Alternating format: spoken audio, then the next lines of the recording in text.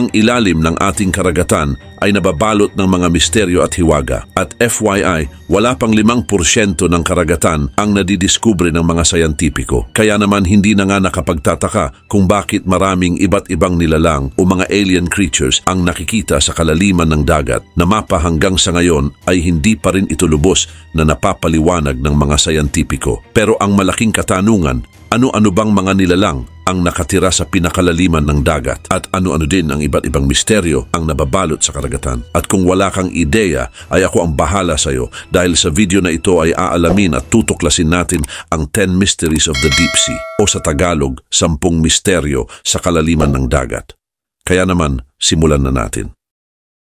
Number 1. Giant Squid. Ang giant squid o Architeuthis ducks ay isa sa mga mysterious creatures na matatagpuan sa ilalim ng karagatan. Ang mga ito ay kilala dahil sa kanilang laki.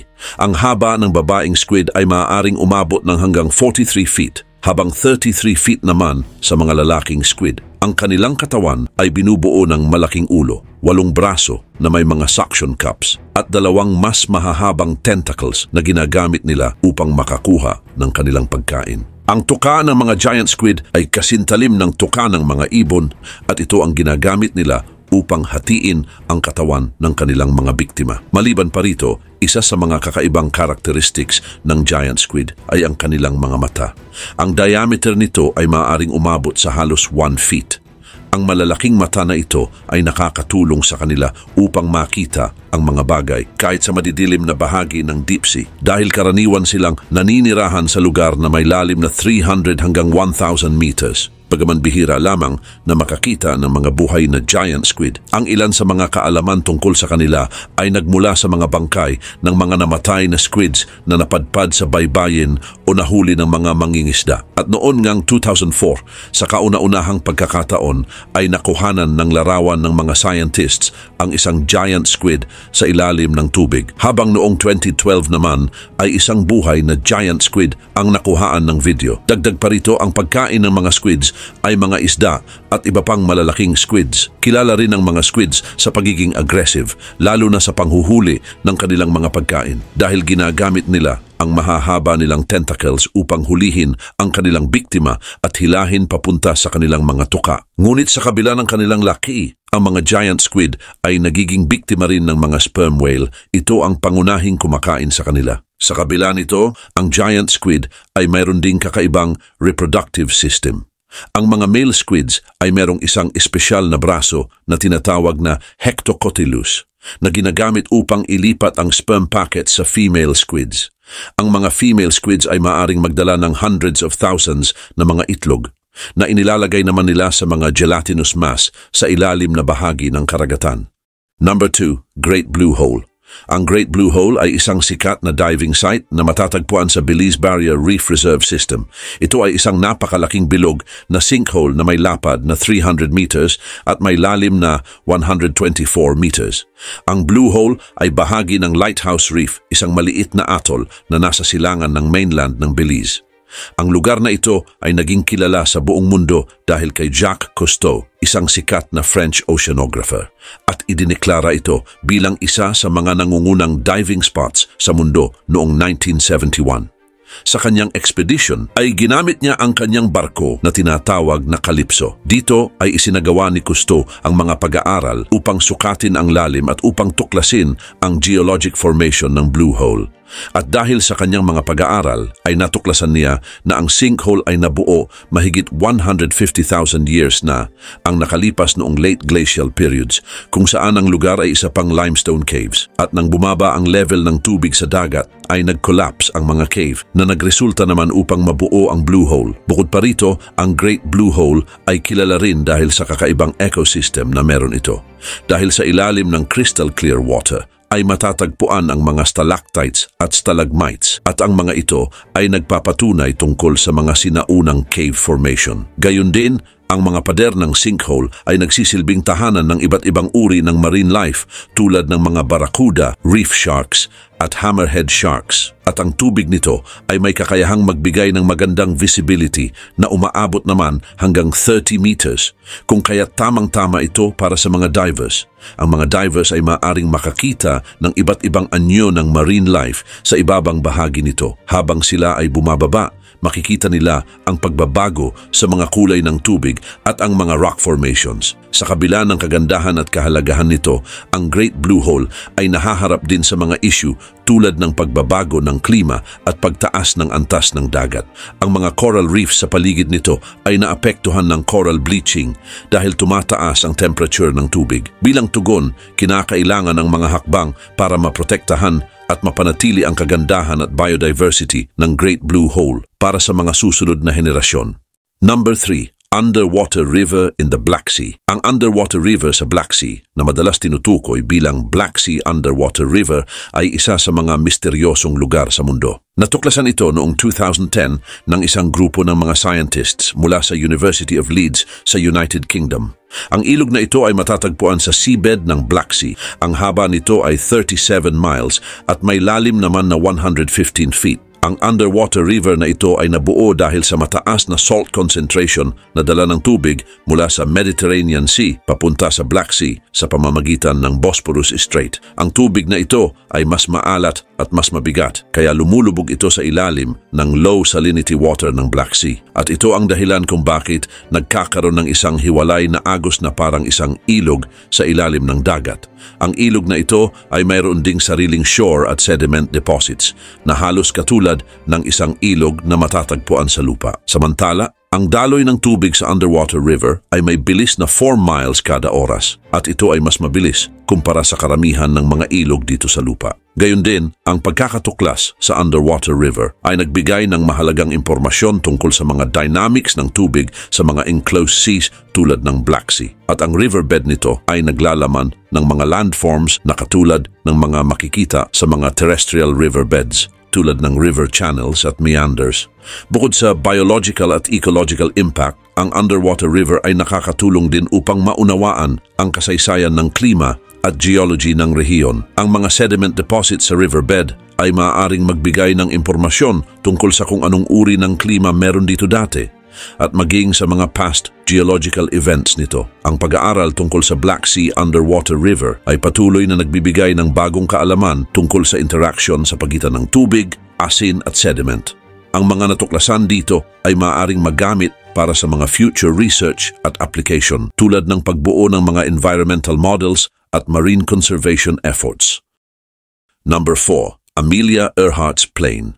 Si Amelia Earhart ay isang kilalang American aviator. Noong July 2, 1937, sa edad na 39, ay nawala si Earhart kasama ang kanyang navigator na si Fred Noonan dahil sa pagnanais nila na malibot ang buong mundo.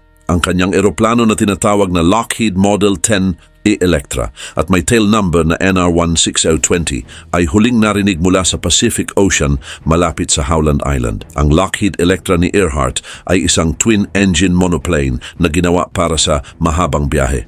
Isa itong advanced airplane noong panahong iyon at ito ang ginamit ni Earhart para sa kanyang world flight attempt.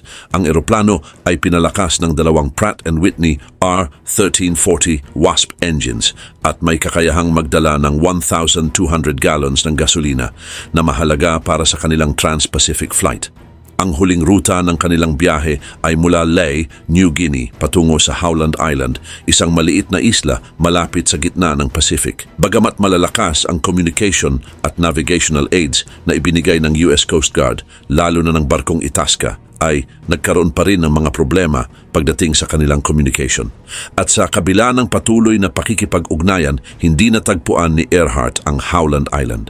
Dahil dito, ang pagkawala ni Earhart at Noonan ay nagresulta ng isa sa pinakamalaking search and rescue missions sa kasaysayan ng Amerika. Walang natagpo ang bakas ng eroplano o mga katawan kung kaya't nagresulta ito ng maraming theories tungkol sa bigla nilang pagkawala. May ilang mga theories na nagsasabi na ang eroplano ay bumagsak at lumubog sa dagat.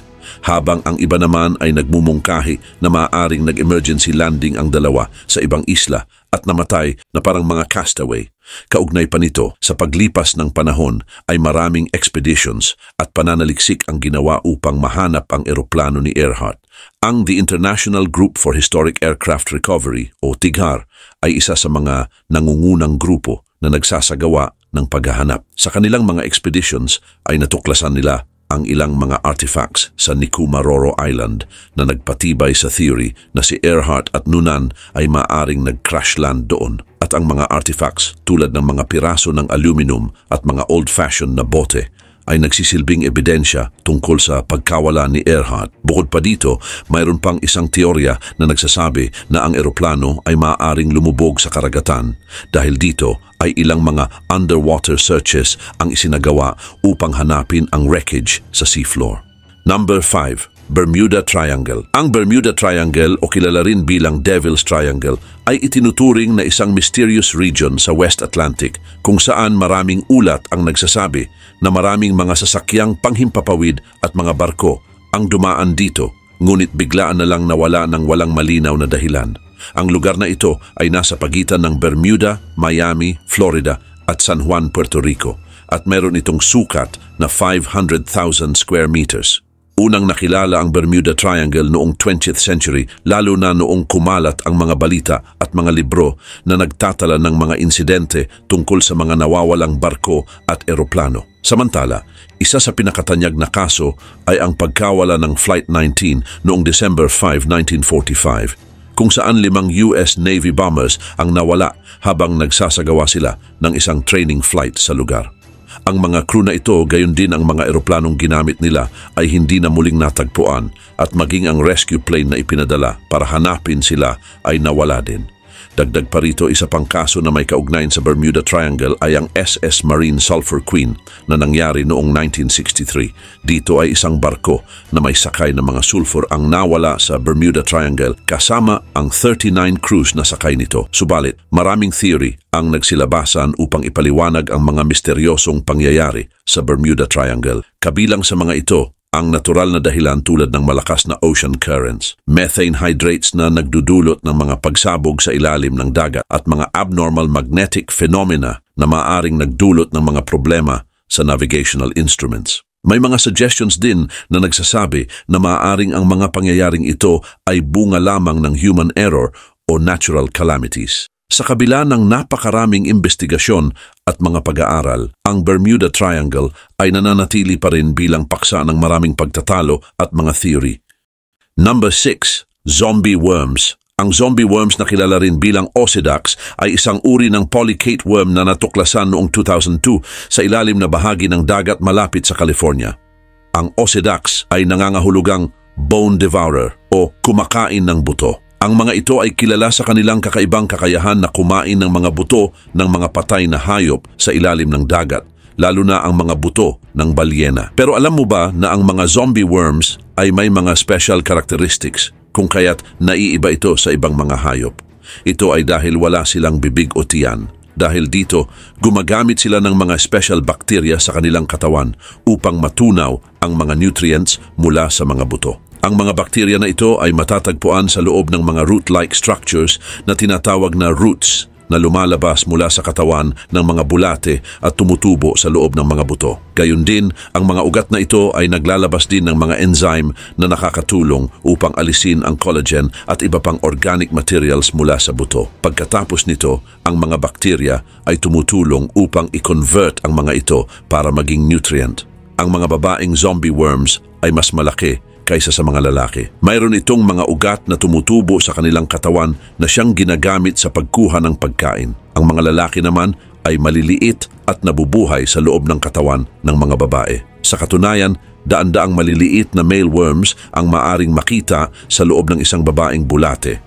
At ang pangunahing tungkulin nila ay magbigay ng sperm para mas lalo silang dumami. Maliban dito ay kapansin-pansin din ang kanilang reproductive cycle dahil ang mga female worms ay naglalabas ng mga itlog sa tubig at matapos ito, ang mga itlog ay nadadala ng agos ng tubig at nagiging larvae. Number 7. Baltic Sea Anomaly. Ang Baltic Sea Anomaly ay isang misteryosong bagay na natagpuan ng Swedish treasure hunters na Ocean X team sa ilalim ng Baltic Sea noong 2011. Ang anomaly na ito ay natagpuan sa lalim na humigit kumulang 300 feet at may sukat na humigit kumulang 60 meters ang lapad. Ito ay mayroong circular o disc-like shape at may mga straight lines na parang gawa ng mga tao. Ang anomaly ay unang natuklasan sa pamamagitan ng sonar equipment habang ang Ocean X team ay naghahanap ng sunken treasure sa rehiyon. Dahil dito, nagkaroon ng iba't ibang theories at nagbigay ng explanations tungkol sa misteryosong bagay na ito. Ayon sa iba, ang Baltic Sea Anomaly ay maaaring isang crash site ng isang extraterrestrial spacecraft. Marami din ang naniniwala na ito ay gawa ng tao dahil kahalintulad din ito ng isang flying saucer na tila may mga hagdan. Bukod sa alien spacecraft theory, mayroon ding nagsasabi na ito ay isang geological formation. Ngunit may mga nagmumungkahi din na maaaring isa itong glacial deposit na nabuo noong huling bahagi ng Ice Age. Kaugnay nito, ang mga formations tulad ng Baltic Sea Anomaly ay maaaring nagmula sa mga glacial processes na kung saan ang mga malalaking blocks ng yelo ay pinaniniwalaang nagdadala ng mga bato at sediments habang sila'y gumagalaw at natutunaw. Ngunit sa kabila ng maraming isinagawang expeditions at pag-aaral, ang tunay na pinagmulan ng Baltic Sea Anomaly ay hindi pa rin nalalaman. Gayon din, ang mga samples na nakuha mula sa site ay nagpapakita ng mga minerals na karaniwang matatagpuan sa mga bato sa lupa tulad ng basalt.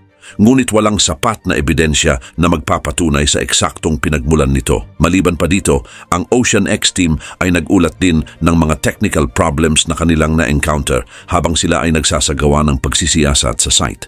Kabilang dito ang electrical interference. Ayon sa team, may ilang mga devices tulad ng sonar at underwater cameras ay biglang nawawalan ng kuryente o nagkakaroon ng malfunction kapag sila ay malapit sa anomaly. Dahil dito, nahirapan sila na makakuha ng malinaw na pictures ng structure.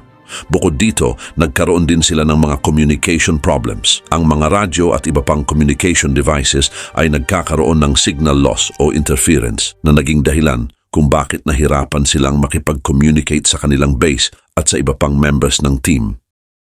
Number 8. Underwater Ruins of Yonaguni. Ang Underwater Ruins of Yonaguni ay isang misteryosong structure na natagpuan sa ilalim ng dagat malapit sa Yonaguni, isang isla na bahagi ng Ryukyu Island sa Japan. Natuklasan ito ni Kihachiro Aratake na isang local diver noong 1986. Ang mga structures ay tinatayang natagpuan sa lalim na 5 hanggang 40 meters sa ilalim ng dagat at ang haba naman nito ay umaabot ng humigit kumulang 200 meters. Samantala, ang pinakakilala sa mga structures na ito ay ang tinatawag na Yonaguni Monument. Ito ay isang napakalaking bato na tila may mga malalaking hagdan, terraces at malalaking pader. Ang monumento na ito ay may malinaw na straight lines na nagpapahiwatig na maaaring gawa ito ng mga tao. Ang mga hagdan na ito ay tila umaakyat sa isang patag na platform at may rectangular shape na parang isang altar. Bukod dito, ang iba pang bahagi ng mga structures ay may mga daanang tila mga kalsada, malalaking pader na kahawig ng mga fortification at mga butas na maaaring mga silid o tunnels. Ngunit mayroong dalawang pangunahing theory na nagpapaliwanag tungkol sa pinagmulan ng Yonaguni Monument. Una, marami ang naniniwala na ang mga structures na ito ay resulta ng natural formations. Ayon sa ilang mga geologist, ang mga patag at tuwid na linya ay dahil sa wind at water erosion. Ang sunod na theory naman ay nagsasabi na ang mga ito ay gawa ng mga sinaunang tao. Ayon sa iba, ang mga structures na ito ay bahagi ng isang sinaunang lungsod na lumubog dahil sa pagtaas ng level ng tubig sa dagat. Ang mga ebidensyang nagpapatunay dito ay ang pagkakaroon ng mga steps at terraces at ang ilang mga markings na kahawig ng mga petroglyph na natagpuan sa ibang bahagi ng Ryukyu Islands. Subalit, kapansin-pansin din ang edad ng Yonaguni Monument. Ang ilan ay naniniwala na ang tagal nito ay maaring umaabot ng mahigit 10,000 years na kung saan ay pinaniniwalaan din na bahagi ito ng isang ancient civilization. Ngunit wala pa ring concrete evidence na magpapatunay sa eksaktong edad nito at sa tunay na pinagmulan ng structure. Sa kabila nito, ang mga archaeologist, geologist at mga researchers ay patuloy na nagsasagawa ng pag-aaral sa lugar upang maunawaan ang misteryo na bumabalot dito. Number 9. Bloop Sound. Ang bloop sound ay isang malakas na tunog na narinig mula sa mga underwater monitoring equipment ng National Oceanic and Atmospheric Administration noong 1997. Ito din ay isang low-frequency sound na nangangahulugang ito ay nasa mas mababang bahagi ng sound spectrum. Ang pitch nito ay mababa at nasa infrasonic range. Dahil dito, ito ay hindi naririnig ng mga tao ngunit nare-record naman ng mga hydrophone. Sa tulong ng mga records mula sa iba't ibang hydrophone, ang mga scientist ay gumamit ng triangulation method upang matukoy ang pinanggalingan ng nasabing tunog. Ang triangulation method ay isang paraan na kung saan ang exact location ng isang bagay ay natutukoy sa pamamagitan ng pag-aaral ng mga signal mula sa iba't ibang reference points. Dahil dito, natagpuan nila ito sa isang remote location na nasa bahagi ng Southern Pacific Ocean sa pagitan ng Chile at New Zealand. Ang bloop sounds na ito ay nai-record sa maraming hydrophone mula sa layong 5,000 kilometers. Noong una, ang bloop ay inilalarawan bilang isang tunog na nagmumula sa isang biological entity. Ang tunog nito ay kahawig ng mga sounds na nililikha ng mga living organisms. Samantala, marami din ang naniniwala na ang sound na ito ay maaaring nagmumula sa isang napakalaki at hindi pa natutuklasang hayop sa dagat. Ang mga scientist ay nahihirapan na makakuha ng ebidensya na magpapatunay dito dahil hindi madali na marating ang ilalim na bahagi ng dagat. Subalit, noong 2012, natukoy ng National Oceanic and Atmospheric Administration na ang pinagmumula ng bloop ay hindi isang biological entity, kundi isang tunog na nagmumula sa isang geological phenomenon. Kaugnay nito, ang sound ay nanggagaling mula sa mga paggalaw ng malalaking blocks ng yelo sa Antarctica at ito ay tinatawag bilang icequake. Ang mga icequake ay nangyayari kapag ang mga yelo ay nag-crack, gumagalaw o naglalabas ng tunog dahil sa pagkabiyak ng mga malalaking yelo sa ilalim ng tubig. Number 10. Bioluminescence. Ang bioluminescence ay isang kakayahan ng mga living organisms na mag-produce ng ilaw sa pamamagitan ng chemical reactions.